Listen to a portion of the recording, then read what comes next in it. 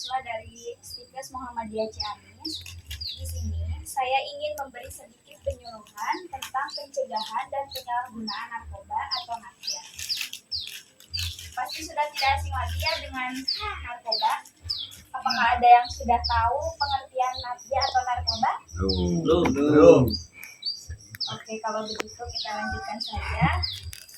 NARCA atau singkatan dari narkotika, psikotropika, dan zat adiktif adalah obat atau zat yang tidak masuk ke dalam tubuh akan berpengaruh terhadap fungsi tubuh, terutama otak, sehingga dapat berpengaruh terhadap kerja otak dan mengubah perilaku pemakainya menjadi tidak normal.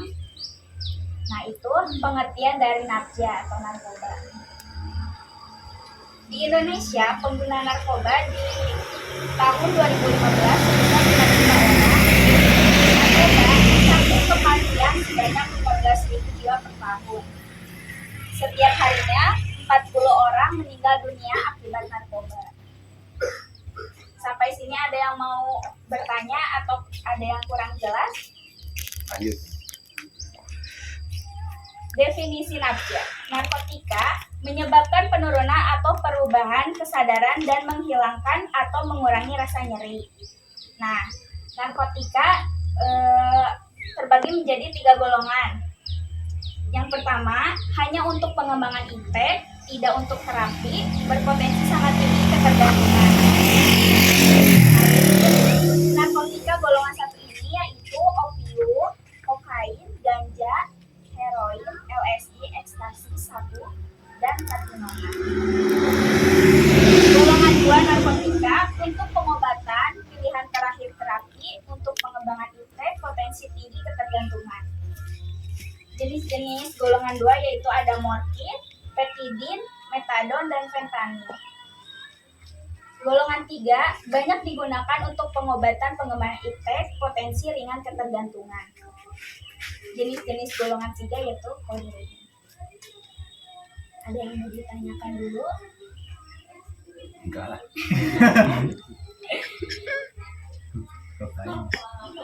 Lanjut, psikotropika yaitu zat atau obat baik alami maupun sintesis bukan narkotika yang berkhasiat psikoaktif melalui pengaruh selektif pada susunan saraf dan menyebabkan perubahan khas pada aktivitas mental dan perilaku.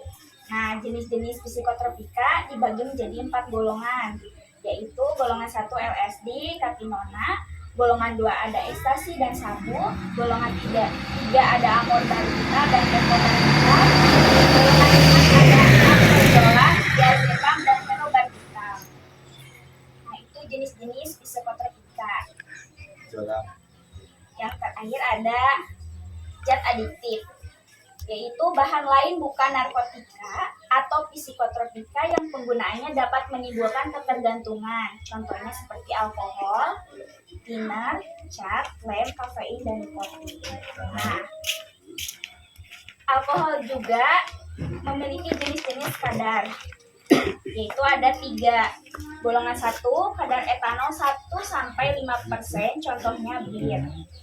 Golongan 2, kadar etanol 5-20%, contohnya anggur. Golongan 3, kadar etanol 20-55%, contohnya arak dan vodka. Selanjutnya ada tanaman opium.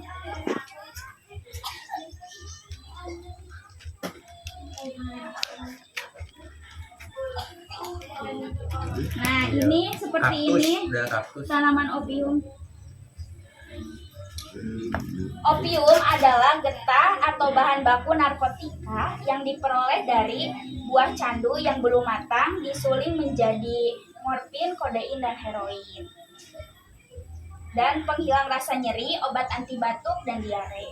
Nah, gejala orang yang memakai heroin atau morfin biasanya dia akan merasakan tenang, acuh, malas, mengantuk, perhatian, dan daya ingat. Ada ganja. Ganja memicu psikosis, kondisi yang menyebabkan penderitanya sulit membedakan kenyataan dan imajinasi. Psikosis ditandai dengan munculnya halusinasi dan waham. atau delusi. Nah, biasanya orang yang menggunakan ganja akan bergejala seperti rasa senang, santai, acuh, mata merah, nafsu makan meningkat, dan sering mengantuk.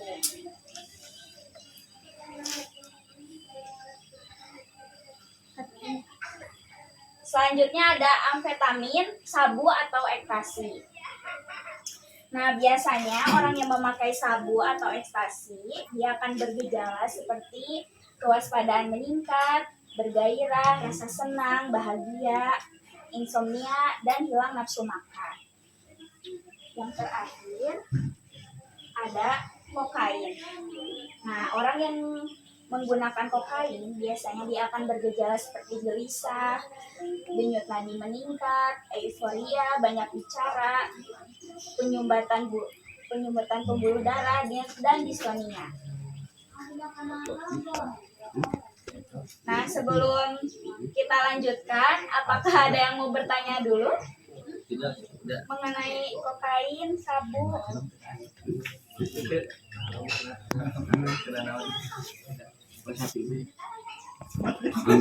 Subuh badannya buah Faktor penyebab penyalahgunaan nafsa. Yang pertama ada faktor lingkungan. Hubungan tidak harmonis dengan orang tua, lingkungan rawan narkoba, kurangnya kontrol, tekanan kelompok sebaya. Faktor individu. Periode remaja atau ingin tahu, coba-coba, ingin diakui oleh teman. Faktor zat menyebabkan ketergantungan fisik dan psikis mudah didapat. Nah, itu faktor penyebab penyalahgunaan nafsa atau narkoba.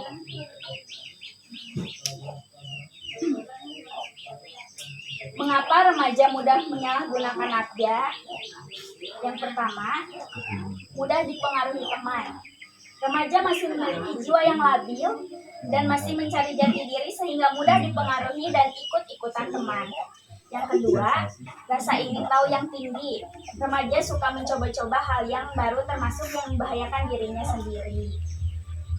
Yang ketiga, solidaritas kelompok. Kuatnya rasa solidaritas remaja menyebabkan ia sulit menolak tekanan anggota kelompoknya termasuk tawaran narkoba. Yang keempat, ingin tampil menonjol.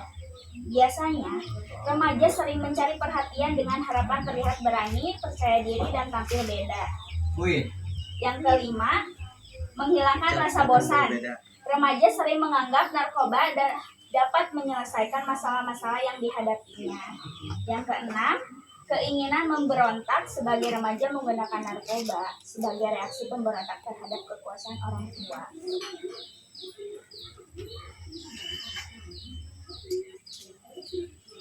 Yang selanjutnya, upaya pencegahan penyalahgunaan nafsa. Peran remaja ikut kegiatan ekstra seperti berolahraga, kesenian, keterampilan, beribadah, tidak bergaul dengan pecandu. Peran orang tua menciptakan rumah yang harmonis. Program P4GN pencegahan pemberantasan terhadap penyalahgunaan narkoba. Nah, selanjutnya dampak penyalahgunaan narkoba. Yang pertama ada kesehatan, tertular HIV, hepatitis, overdosis, dan kematian.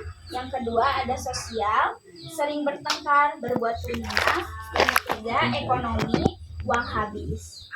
Yang keempat pendidikan, dikeluarkan dari sekolah dan pekerjaan. Yang kelima hukum, dipenjara atau direhabilitasi. Yang terakhir, upaya remaja dalam pencegahan dan penyalahgunaan nafsa. Yang pertama, tingkatkan iman dan takwa. Jangan pernah mencoba. Hati-hati dalam memilih teman bergaul. Belajar berkata tidak apabila ditawari dengan alasan yang tepat. Kalau tidak mampu, segera tinggalkan tempat itu. Yang kelima, tingkatkan prestasi untuk mengejar cita-cita dan keinginan yang lebih mulia. Yang keenam, untuk mengisi waktu luang, lakukan kegiatan yang positif.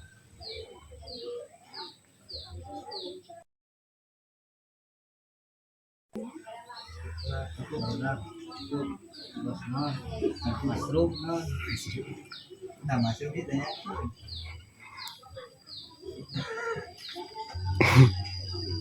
Acengna eueuh nya. Acengna eueuh. Sebelum ditutup apakah ada Ya kebetulan di sini mah kan belum pernah pada apa ya kena ya. Kalau memang ada yang kena mungkin cara pengobatan gitu kan. Ya, mungkin ya enggak aja. oh cukup Ah, tidak ada. Alhamdulillahnya gitu. Kalau memang udah ada ya mungkin kan kita mungkin nanya cara pengobatan. Sudah kena ini apa pengobatan rutinnya? Kalau ini alhamdulillah lah anak-anak di sini. Mungkin itu aja mungkin ibadah, mungkin ya pencegahan makan begitu gaul, jangan gaul dengan orang-orang yang membahayakan. Mungkin yang cukup lah. Kalau begitu saya akhiri saja. Mohon maaf bila ada kesalahan kata dalam penyampaian. Wassalamualaikum warahmatullahi wabarakatuh.